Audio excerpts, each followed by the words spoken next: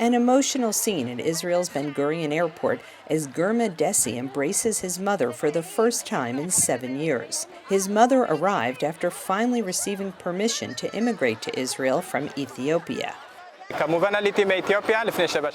I immigrated 7 years ago and I was alone, but now, finally, thank God, I am not alone anymore.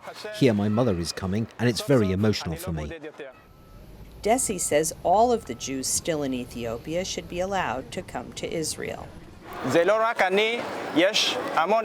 It's not just me.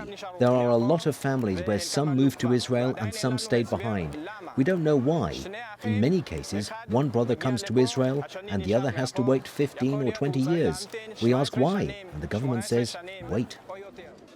Many Ethiopian Jewish families are still split, some here and some still waiting to come. Yayu Worko came to Israel by himself 15 years ago, followed 2 years later by his mother. They prepare Ethiopian food in the immigrant housing center near Jerusalem where they've lived since their arrival. 9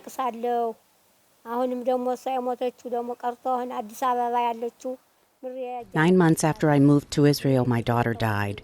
I feel like I abandoned her because they didn't let us come together.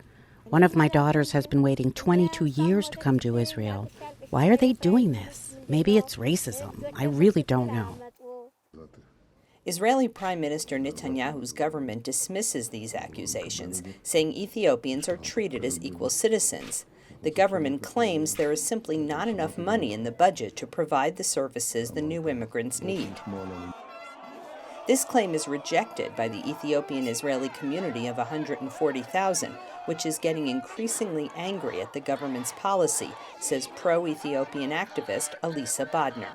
The government in 2015 made a unanimous decision to bring the remaining Jews of Ethiopia to Israel, and until now has not fully implemented this decision. And today, the family members have decided that it is enough, that their lives are worth just as much as any other lives here in Israel.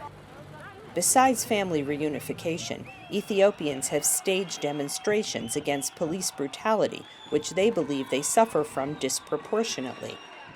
Overall, they complain they are treated as second-class citizens in Israel, says Shlomit Bukaya of the Association of Ethiopian Jews. אני חושבת שרוב הקהילה האתיופית מרגישה היום שהיא לא שוות זכויות כמו יתר. I think most of the Ethiopian community feels we don't get equal rights, even though we have equal responsibilities.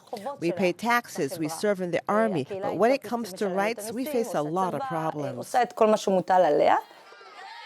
Despite the problems, Ethiopian Jews are still clamoring to come to Israel and be reunited with their loved ones.